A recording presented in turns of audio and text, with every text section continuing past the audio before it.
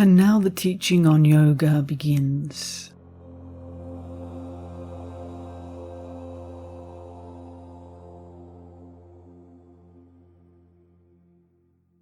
Yoga is a settling of the mind into silence.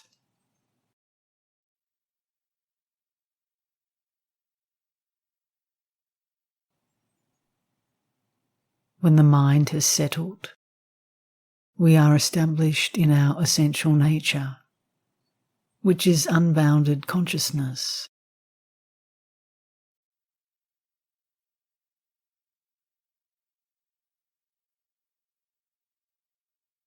Our essential nature is usually overshadowed by the activity of the mind.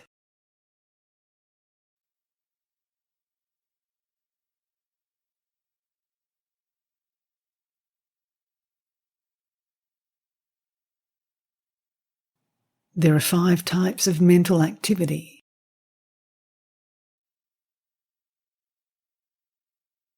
They may or may not cause suffering.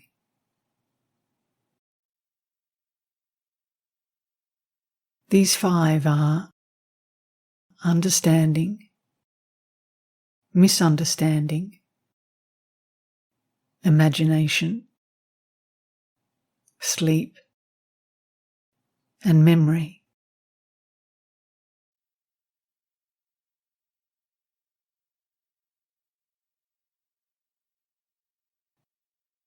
Understanding is correct knowledge based on direct perception, inference, or the reliable testimony of others. Misunderstanding is the delusion that stems from a false impression of reality.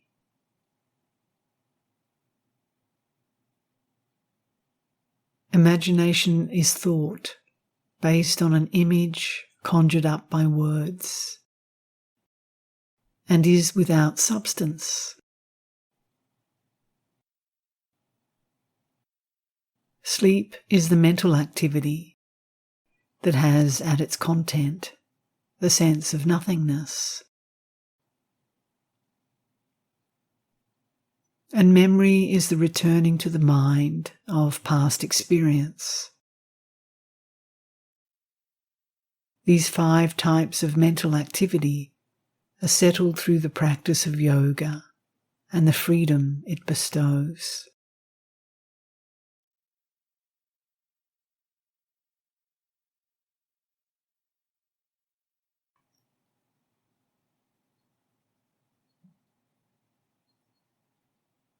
The practice of yoga is the commitment to become established in the state of freedom. The practice of yoga will be firmly rooted when it is maintained consistently and with dedication over a long period. Freedom is that triumphant state of consciousness that is beyond the influence of desire. The mind ceases to thirst for anything it has seen or heard of, even what is promised in the scriptures. And supreme freedom is that complete liberation from the world of change that comes of knowing the unbounded self.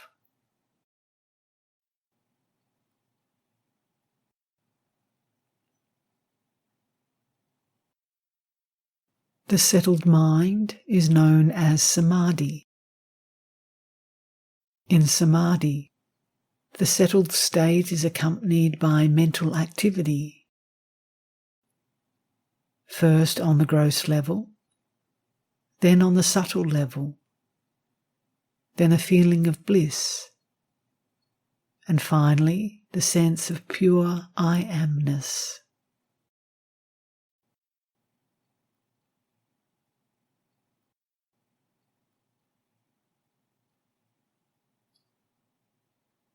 After the repeated experience of the settling and ceasing of mental activity comes another samadhi.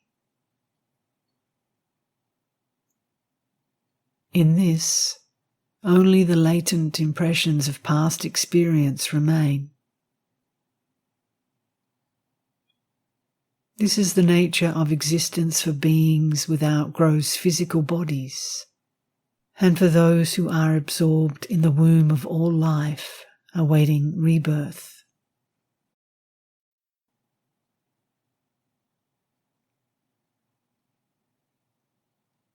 For others, this samadhi is preceded by trust, perseverance, recollection, tranquility, and wisdom.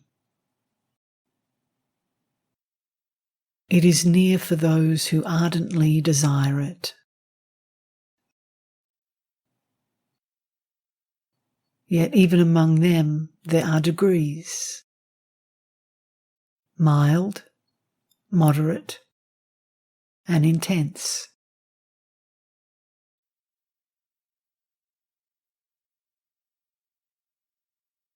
It can also come from complete surrender to the Almighty Lord. The Lord is a unique being who exists beyond all suffering, unblemished by action, free from both its causes and its effects. In that lies the finest seed of all knowledge. Being beyond time, teacher of even the most ancient tradition of teachers, that is expressed through the sound of the sacred syllable, Om. It should be repeated and its essence realized.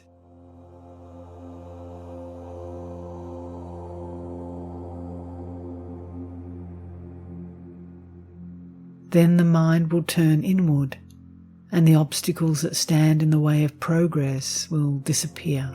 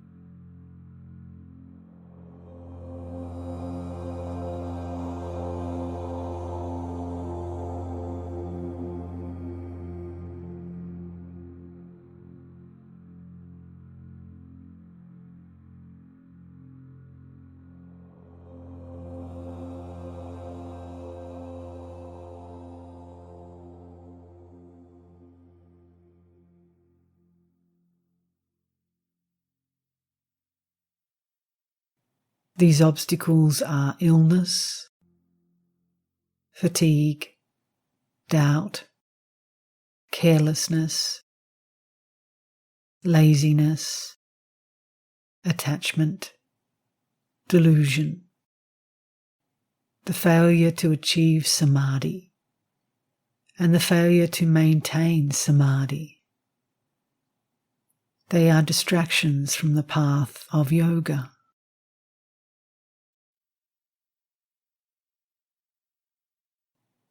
Such distractions make the body restless, the breathing coarse, and the mind agitated. They result in suffering. But they can be eliminated if the mind is repeatedly brought to a single focus.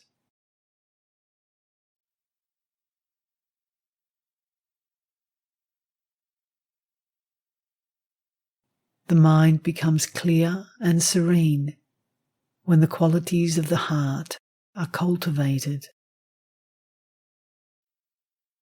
Friendliness towards the joyful, compassion toward the suffering, happiness toward the pure, and impartiality toward the impure. All through the practice of various breathing exercises.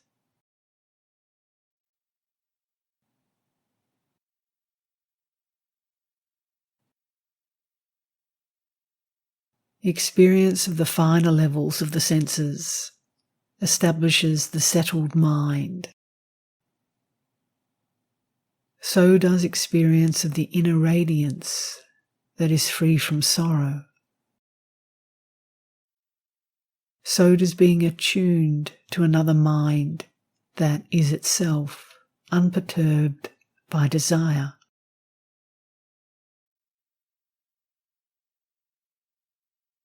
So does witnessing the process of dreaming or dreamless sleep. So does any meditation that is held in high esteem.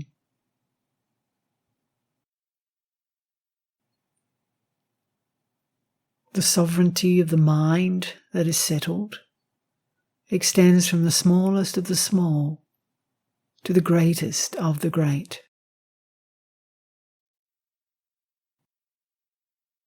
As a flawless crystal absorbs what is placed before it, so the settled mind is transparent to whatever it meets. The seer, the process of seeing, or the object seen.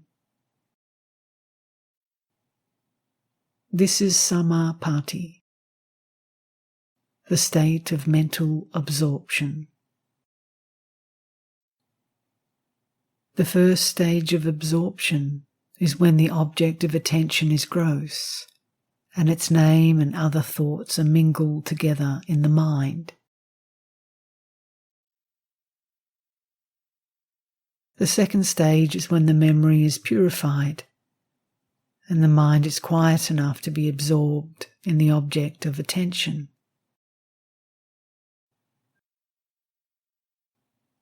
In the same way, the third and fourth stages of absorption are explained. These occur when the object of attention is subtle.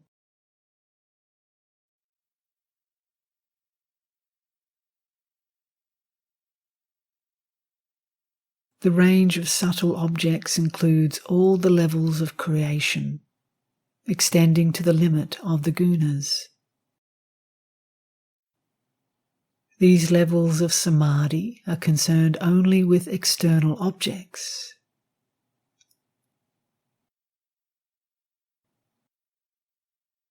But on refinement of the fourth stage of absorption, there is the dawning of the spiritual light of the self.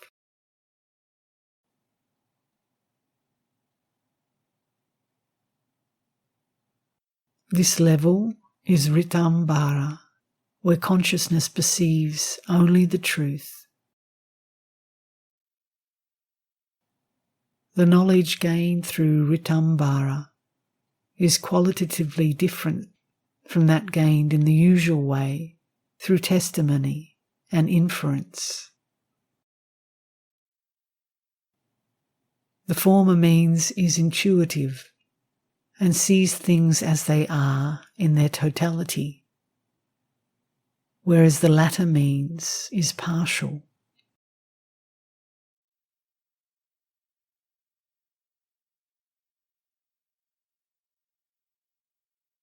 And when even the latent impression of resemble has been brought to a settled state,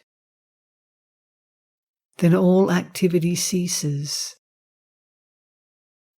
and nibija samadhi, the unbounded consciousness of the self, alone remains.